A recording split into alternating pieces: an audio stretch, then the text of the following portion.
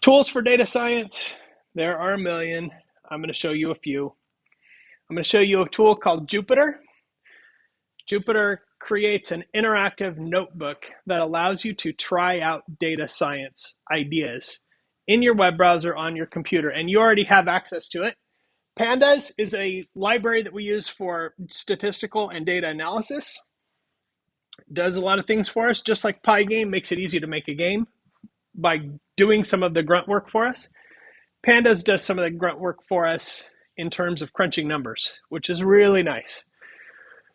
If you've had statistics and you've had to compute statistics by hand, you will appreciate what Pandas can do for you.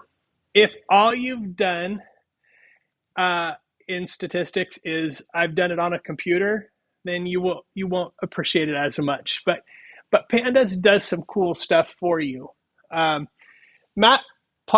or Matplotlib and Plotly are visualization software or visualization libraries that are accessible from Pandas and from Python.